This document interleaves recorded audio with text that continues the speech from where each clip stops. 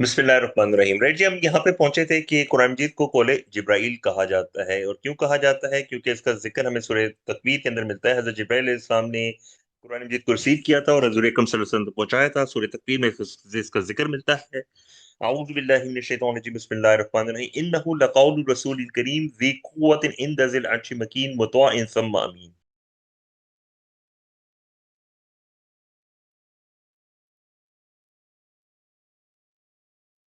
Okay, net जो है बार बार issues करे जा रहा है, लेकिन कोई नहीं, हम इंशाल्लाह ताला अपनी कोशिश जारी रखेंगे। बिस्मिल्लाहिर्रहमानिर्रहीम जी, कुरान मजीद को कुल जिब्राइल भी कहा जाता है। सूरह तकवीर के अंदर इसका जिक्र मिलता है। सूरह तकवीर के अंदर हमें पता चलता है। राइट, इसी तरीके की कुरान मजीद को कौल रसूल हजूर अकरम सल्लल्लाहु अलैहि वसल्लम का कौल भी कहा जाता है। और इसका जिक्र हमें सूरह हाक़ा में मिलता है। बिस्मिल्लाहिर्रहमानिर्रहीम, इन्नहु लक़ौलु रसूलिन करीम वमा हुवा बिक़ौलि शाइर क़लीलन मा तुमिनून वला बिक़ौलि काहिन क़लीलन मा तज़क्करून तंज़ीलु मिर रब्बिल आलमीन। बेशक ये कुरान रसूल करीम की जुबान से निकला है, यानी हजूर अकरम सल्लल्लाहु अलैहि वसल्लम की जुबान से, और वो किसी शायर का कौल नहीं है, मगर तुम बहुत ही कम यकीन करते हो। ना ही किसी जादूगर का कौल है, तुम बहुत ही कम गौर करते हो। वो परवरदिगार आलम का नाजिल किया हुआ। ऑलराइट, कुरान मजीद को अल्लाह की किताब कैसे कहा जाता है? इसका हमें कहाँ से सबूत मिलेगा? कुरान मजीद के अंदर बारहा जिक्र है। सूरत ज़ुख़्रुफ़ में जिक्र है, बिस्मिल्लाहिर्रहमानिर्रहीम, व इन्नहु फी उम्मिल किताबि लदैना लअलियुन हकीम। सूरतुल बुरूज में जिक्र है, बल हुवा कुरान मजीद मजीद फी लौहिम महफूज।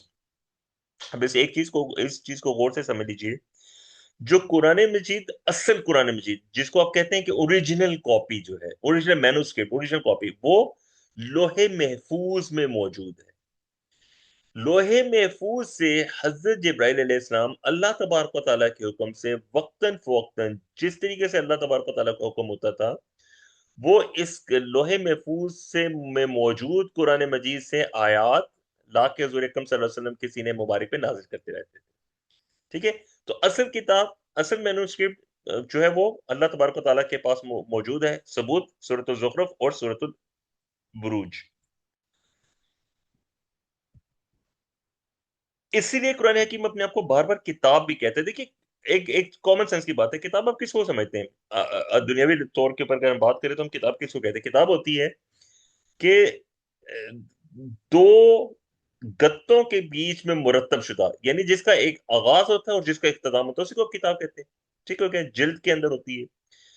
कुरान मजीद में जब कुरान मजीद को बार बार किताब कहा गया, तो उस वक्त कुरान मजीद मुरत्तब तो हालत में तो नहीं थी, किताबी सूरत में तो मुरत्तब नहीं थी। अब बार बार जिक्र पढ़ते हैं। फॉर एग्जांपल सूरत अल बकरा, ज़ालिकल किताबु ला रैब फीहि हुदल लिल मुत्तकीन, यहाँ पे लफ्ज किताब आया है। तो यहाँ पे तो किताब का जब जिक्र आया, तो इसका ये मतलब तो नहीं है कि किताब मुरत्तब हो चुकी है। दुनियावी तौर पे तो हमें मालूम है कि किताब की सूरत में कुरान मजीद हज़रत अबू बकर सदीक के ज़माने में मुरत्तब हुआ था। यहाँ पे हमें खुद ब खुद ये हिंट मिला है कि ऑलरेडी किताब की सूरत में कुरान मजीद, एक मुरत्तब सूरत में कुरान मजीद ऑलरेडी जो है वो लोहे महफूज में मौजूद था।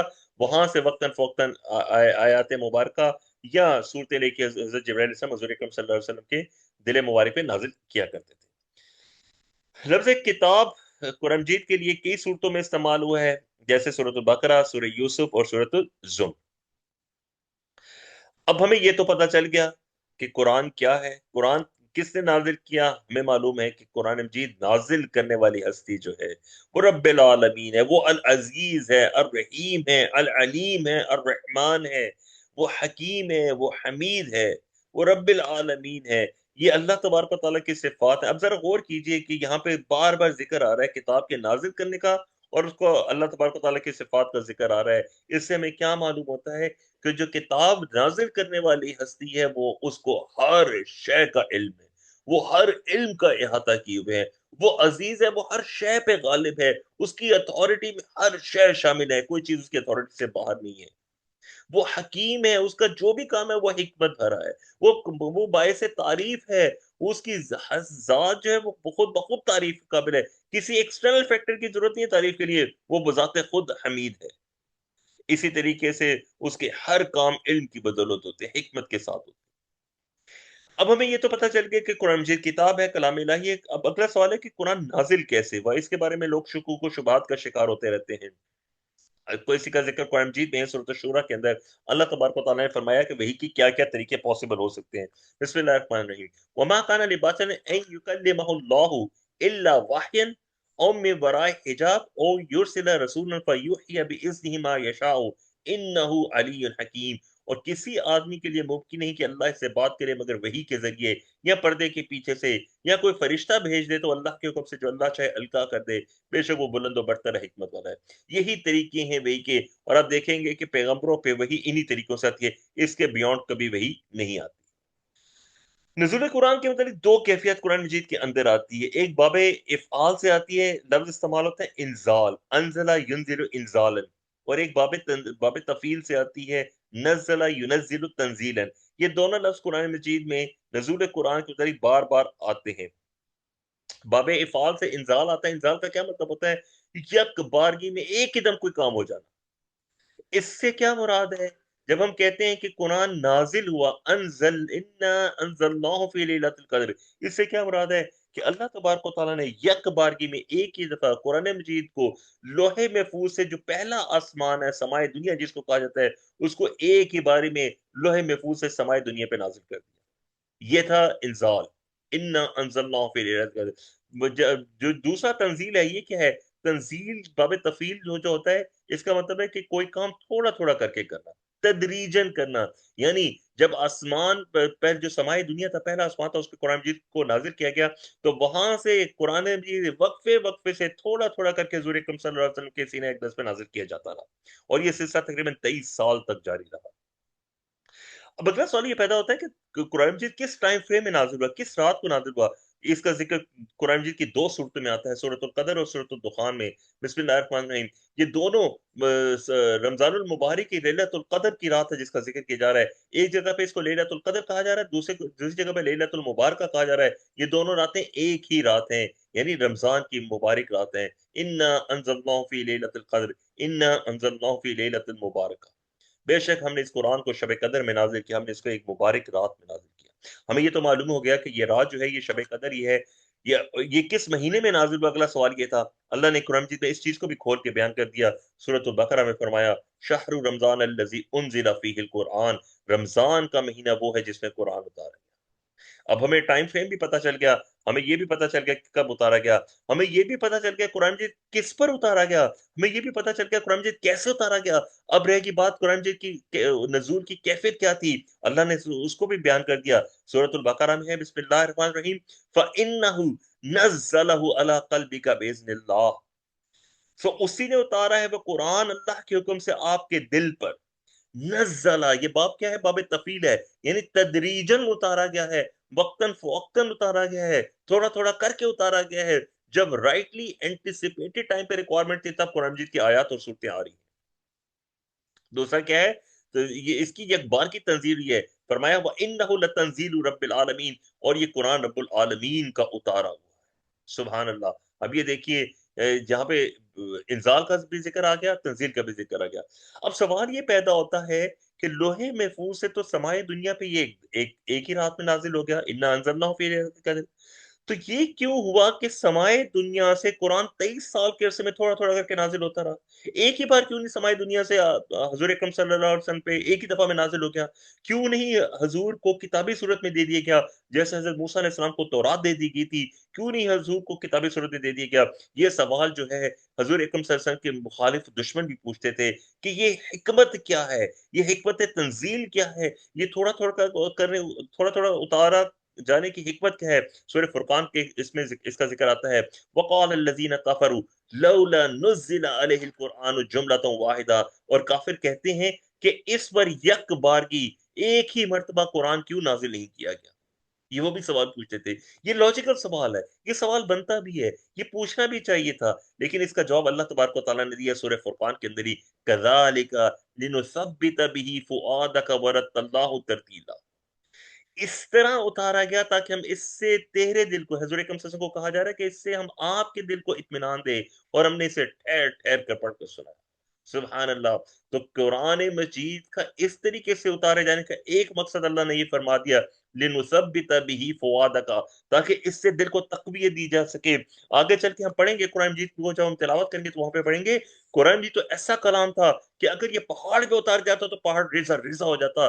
دلوں کے لیے اس کلام کو محفوظ کرنا، دلوں کے لیے اس کلام کو ابزارب کرنا آسان نہیں تھا، اس لیے تھوڑا تھوڑا کر کے نازل کیا گیا تاکہ آپ صلی اللہ علیہ وسلم کا دل اس قابل ہو جائے کہ اس قرآن مجید کو محفوظ کر سکے۔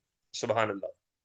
آگے فرمائیے دوسرا مقصد بتایا گیا کہ کیوں اس کو تھوڑا تھوڑا کر کے نازل کیا گیا، فرمایا وَقُرْآنًا فَرَقْنَاهُ لِتَقْرَأَهُ عَلَى النَّاسِ عَلَى مُكْثٍ وَنَزَّلْنَاهُ تَنزِيلًا، کیوں تھوڑا تھوڑا کر کے اتارا گیا؟ فرمایا ہم نے قرآن کو تھوڑا تھوڑا کر کے اتارا ہے تاکہ تو مہلت کے ساتھ اسے لوگوں کو پڑھ کر سنائے، اور ہم نے اسے آہستہ آہستہ اتارا۔ سبحان اللہ، سبحان اللہ، سبحان اللہ۔ اگر یہ بار کی پورا کا پورا قرآن مجید نازل ہو جاتا تو جسٹ امیجن کیجئے کس قدر پرابلمز ہوتی۔ ذرا دیکھتے ہیں کیا کیا کیا پرابلم ہو سکتی تھی۔ حضور اکرم صلی اللہ علیہ وسلم امی تھے، اگر ایک ہی مرتبہ سارا قرآن نازل کیا جاتا تو اس کا یاد کرنا، ضبط کرنا کتنا دشوار ہوتا۔ اسی طرح دیکھیے لوگوں کا سوچئے، وہ عرب کا بدو معاشرہ تھا جس کو تدریجن ٹھیک کرنا مقصود تھا، اگر ایک ہی دفعہ ان کو احکامات اتارے جاتے تو ان کو سمجھ میں نہیں آتی، وہ احکامات ان کی ذہنی سطح سے بلند ہوتے، ان کے احکامات کی ان کو حکمت سمجھ میں نہ آتی تھی، اس سے ضروری تھا کہ ان کو ایسا ایسا احکامات سکھائے جاتے۔ اسی طرح اگر ایک ہی دفعہ قرآن نازل ہوتا تو تمام کی تمام احکامات کی پابندی ان کے اوپر فوری طور پہ لازم ہو جاتی۔ اب اب جسٹ امیجن کیجئے کہ جیسے ہی قرآن نازل ہوتا جہاد ان پہ فرض ہو جاتا، شراب ان پہ حرام ہو جاتی، تو کیا مکے کے اس انوائرمنٹ کے اندر جب یہ سارے احکامات فوری طور پہ نافذ ہو جاتے تو کیا وہ ایکٹ کر سکتے تھے؟ ناممکنات میں سے تھا۔ اسی لیے قرآن کو تدریجن اتارا گیا تاکہ ان کی گرومنگ کی جا سکے، ان کی تربیت کی جا سکے، وہ ایک جماعت بن سکے جو کہ کفر کے خلاف کھڑے ہو سکے۔ اسی طرح حضور اکرم صلی اللہ علیہ وآلہ وسلم اور آپ صلی اللہ علیہ وسلم کے ساتھیوں کے دلوں کو تقویت ملتی تھی۔ جب یہ مشرکین مکہ، کفار مکہ آپ صلی اللہ علیہ وسلم، آپ صلی اللہ علیہ وسلم کے ساتھیوں کو ستاتے تھے تو قرآن مجید کا نزول ہوتا تھا، قرآن مجید حضور اکرم صلی اللہ علیہ وسلم کے دل کو تقویت بخشتا تھا۔ سبحان اللہ۔ اب اگلا سوال یہ پیدا ہوتا ہے کہ ہمیں ایک کریکٹلی ٹائم فریم کا اندازہ ہونا چاہیے کہ کس زمانے میں اور کس جگہ پہ قرآن مجید نازل ہوا۔ ہمیں یہ تو معلوم ہے کہ کس رات میں نازل ہوا، لیلۃ القدر کس مہینے میں نازل ہوا، رمضان کا مہینہ۔ ہمیں یہ بھی پتا ہے کہ قرآن مجید ٹوٹل 23 سال کے عرصے میں نازل ہوا ہے، اور یہ کہاں پہ نازل ہوا ہے؟ پرائمیرلی یہ مکہ اور مدینہ کے درمیان والی جگہ پہ نازل ہوا ہے۔ اگر آپ زمین کی بات کریں کہ زمین پہ کہاں پہ نازل، تو مکہ مدینہ اور اس کے ارد گرد کے جگہ، درمیان والی جگہوں پہ نازل ہوا ہے۔ اور اس کے علاوہ قرآن مجید کی 2 آیات جو ہیں، جو سورۃ البقرہ کی آخری 2 آیات ہیں، وہ حضور اکرم صلی اللہ علیہ وسلم پہ معراج کے موقع پہ نازل ہوئی ہیں۔ قرآن مجید کی زبان جو ہے وہ خالص عربی زبان ہے، بلسان عربی مبین، خالص عربی کی زبان ہے، اور اس سے فصاحت و بلاغت کا ایک شاہکار ہے جو قرآن مجید ہے۔ اب اگلا سوال یہ پیدا ہوتا ہے کہ آسمانی کتابوں کی تو حفاظت نہیں ہوئی، آسمانی کتابیں ساری کی ساری ٹیمپرڈ ہوگی آلموسٹ، آج اوریجنل آسمانی کتاب کوئی بھی ہمیں نہیں ملتی، تو قرآن مجید کی حفاظت کا کیا ذمہ ہوا؟ اللہ تبارک و تعالیٰ نے قرآن مجید کی حفاظت کا ذمہ خود لیا، اور اس طریقے سے اس کی حفاظت ہوئی کہ آج پوری کی پوری جو دشمنان اسلام ہے وہ بھی اس بات کو مانتے ہیں کہ قرآن مجید ایز اٹ از محفوظ ہے جیسے حضور اکرم صلی اللہ علیہ وسلم پہ نازل ہوا تھا۔ ہم آلریڈی پڑھ چکے ہیں کہ قرآن مجید اصل اوریجنل کاپی جو ہے وہ لوح محفوظ میں اللہ تبارک و تعالیٰ کے پاس موجود ہے۔ پھر ہم یہ بھی پڑھ چکے ہیں کہ لا یمسہ الا المطہرون، قرآن مجید کو کوئی بغیر پاکوں کی کوئی اور نہیں چھوتا۔ پھر دیکھیے اللہ تبارک و تعالیٰ فرماتے ہیں ایک اور جگہ پہ، فی صحف مکرمہ مرفوعۃ مطہرہ، وہ عزت والے صحیفوں میں ہیں جو بلند مرتبہ اور پاک ہیں، یعنی قرآن مجید ایک آلریڈی محفوظ جگہ پہ موجود ہے۔ اب جب اس جگہ پہ قرآن مجید زمین پہ نازل ہوا تو اس کی حفاظت کا ذمہ، اس کے جمع کرنے کا ذمہ، اس کو بیان کرنے کا ذمہ اللہ نے اپنے پہ لیا۔ اللہ فرماتے ہیں ان علینا جمعہ و قرآن، بے شک اس قرآن کا جمع کرنا اور پڑھا دینا ہمارے ذمے ہیں۔ سبحان اللہ۔ یعنی اللہ تبارک و تعالیٰ نے قرآن کی جمع کرنے کی ذمہ داری بھی خود پہ لی، قرآن کو پڑھانے کی ذمہ داری بھی خود پہ لی۔ قرآن کی حفاظت کے لیے سب سے خوبصورت آیت دیکھیے قرآن مجید میں سورۃ الحجر میں آتی ہے، انا نحن نزلنا الذکر وانا لہ لحافظون۔ عربی زبان کے قاعدے کے اعتبار سے دیکھیے تو اس میں بہت زیادہ ایمفیسس ہے، بہت زیادہ تاکید ہے۔ اللہ فرماتے ہیں بے شک ہم نے نازل کیا اس ذکر کو، اور بے شک ہم ہی اس کی حفاظت کرنے والے ہیں، یعنی اس کی حفاظت کی پیور ذمہ داری اللہ تبارک و تعالیٰ نے اپنے اوپر لی۔ لیکن دنیاوی طور پہ دیکھیے کہ اللہ تبارک و تعالیٰ نے انسانوں کے اندر سے بندے چن کے اس کی حفاظت کا ترتیب کا ایک تدوین کا ایک سلسلہ مرتب کیا. سب سے پہلے ایک اس کی ترتیب نزولی ہے، یعنی جیسے جیسے صورتیں اور آیات حضور اکرم صلی اللہ علیہ وسلم پہ نازل ہوتی ہے اس کو ہم ترتیب نزولی کہتے ہیں. جس طریقے سے سورۃ العلق کی آیات آئیں، پھر سورۃ القلم کی آیات آئیں، پھر سورۃ المدثر، سورۃ المزمل، اس طرح آیات نازل ہوتی نہیں. پھر ایک ترتیب مصحف ہے. ترتیب مصحف وہ جس صورت میں قرآن مجید ہمارے پاس موجود ہے، اس کو ترتیب توقیفی بھی کہا جاتا ہے.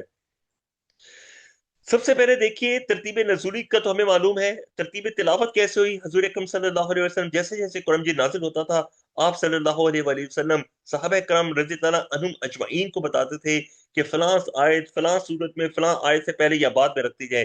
حضور اکرم صلی اللہ علیہ وآلہ وسلم کے دور میں یہ سلسلہ جاری رہا. جیسے ہی وحی آتی، آپ صلی اللہ علیہ وسلم صحابہ کرام رضی اللہ جو کاتبین وحی ان کو بتا دیتے تھے کس آیت کو کس آیت سے پہلے یا بعد میں رکھنا ہے. آپ صلی اللہ علیہ وسلم کی زندگی میں جیسے ہی وحی آتی تھی کتابت کی جاتی رہتی. یہ کتابت پتھر کی تختیوں پہ ہوتی تھی، چمڑے کے ٹکڑوں پہ ہوتی تھی، درخت کی چھالوں پہ ہوتی تھی، پتوں پہ ہوتی تھی. حضور اکرم صلی اللہ علیہ وسلم کی زندگی میں قرآن حکیم کو کی تمام آیات مبارکوں کو لکھا جا چکا تھا. پھر حضرت ابوبکر صدیق کے زمانے میں جب جنگ ہوئی اور بہت زیادہ حفاظ کرام شہید ہو گئے تو حضرت عمر فاروق کے کہنے پہ، حضرت ان کی سجیشن پہ، حضرت زید بن ثابت کی ایک سربراہی میں کمیٹی قائم کی گئی جس سے قرآن مجید کو کتابی صورت میں مرتب کیا گیا، اور یہ بہت بڑا کارنامہ تھا. حضرت ابوبکر صدیق کے دور میں صرف ایک اس کتابی صورت میں قرآن کی ایک کاپی جو ہے وہ بنائی گئی تھی. جب حضرت عثمان غنی کا دور آیا تو اس وقت اسلامی امپائر جو ہے وہ بہت زیادہ پھیل چکی تھی، عرب سے عجم میں چلی گئی تھی. اب ضرورت تھی کہ قرآن مجید کو جو اس کی اصل زبان ہے، جو قریش کی اصل زبان ہے، اس کے اندر محفوظ کیا جا سکے. کیونکہ جب عرب سے عجم میں زبان ٹرانسفر ہوئی تو عربی زبان کے اندر زبانوں کے مکسر ہونے کی وجہ سے بہت زیادہ غلط فہمی ہونے کا احتمال تھا. حضرت زید بن ثابت کی قیادت میں کمیٹی نے قرآن حکیم کو قریش کے جو لہجہ ہے اس رسم الخط میں تحریر کیا، جس کو آپ عثمانی مصحف بھی، عثمانی رسم الخط بھی کے طور پہ بھی جانتے ہیں. قرآن مجید کی ترتیب و تقسیم کیا ہے؟ حضور اکرم صلی اللہ علیہ وسلم کی دور میں قرآن کی بنیادی آیات ہیں. اس آیات کی تعداد میں اختلاف ہوتا ہے، کوئی اس کو 6236 کہتا ہے، کوئی کچھ کہتا ہے، کوئی کچھ کہتا ہے. لیکن اب جو اس وقت ہمارے پاس مصحف موجود ہوتے ہیں، آپ اس میں ایک طرف صورتیں لکھی ہیں، آگے ان کی آیات لکھی ہے، تو آپ کو ٹوٹل تعداد 6236 ہی ملے گی. اس کے علاوہ قرآن مجید میں 114 صورتیں ہیں، 7 مناظر یا حزب ہیں. یہ حضور اکرم صلی اللہ علیہ وسلم کے دور میں یا صحابہ کرام رضی اللہ عنہم کے دور میں یہ ترتیب و ترکیب موجود تھی. صحابہ کے بعد قرآن مجید کو تلاوت کی آسانی کی غرض سے پاروں میں تقسیم کیا گیا، رکوعات میں تقسیم کیا گیا. 558 رکوع ہیں، 30 پاروں کی تقسیم کی گئی. یہ اس لیے کیا گیا تاکہ تلاوت کے لیے آسانی کی جا سکی. قرآن مجید کا موضوع کیا ہے؟ ہدایت. قرآن مجید سورۃ الفاتحہ سے لے کے سورۃ الناس تک ایک ہدایت ہے، مکمل انسان کے لیے ایک کانسٹیٹیوشن ہے، ایک مینول ہے کہ انسان کے ڈوز اور ڈونٹس کیا ہونے چاہیے. قرآن مجید کی زبان، قرآن مجید کا اسلوب کیا؟ قرآن مجید کا اسلوب جو ہے وہ کلام کی صورت میں، تقریری صورت میں. قرآن مجید کو آپ کتابی صورت میں نہیں پڑھ سکتے. اس کو آپ نے جب بھی سمجھنا ہے تو آپ کو سمجھنا ہوگا کہ یہ تقریر کی صورت میں نازل ہوا ہے، اور اس کا اثر آپ تبھی محسوس کر سکیں گے جب اس کو آپ ایک تقریر کی صورت میں سنیں گے، گویا یہ اللہ تبارک و تعالیٰ کے خطبات ہیں جو خطبات کی صورت میں ہمارے سامنے موجود ہیں. قرآن مجید کا اسلوب شاعرانہ نہیں ہے. قرآن جی کے متعلق ہمارا عقیدہ کیا ہونا چاہیے؟ ہمیں یہ معلوم ہونا چاہیے صدق کے دل سے قرآن اللہ کا کلام ہے، یہ حضور اکرم صلی اللہ علیہ وسلم پہ نازل ہوا ہے اور یہ ہر اعتبار سے محفوظ ہے. یہ 3 چیزیں ہمارے ذہنوں میں، ہمارے دلوں میں ہر وقت پیوستہ ہونی چاہیے. باقی آسمانی کتاب اور قرآن مجید میں فرق کیا ہے؟ باقی آسمانی کتابوں میں ایک ایک چیز ہوتی تھی، لیکن قرآن مجید میں تسبیح بھی ہے، قرآن میں حکمت بھی ہے، قرآن میں احکامات بھی ہے. یعنی قرآن مجید تمام کے تمام علوم کا منبع اور سرچشمہ ہے.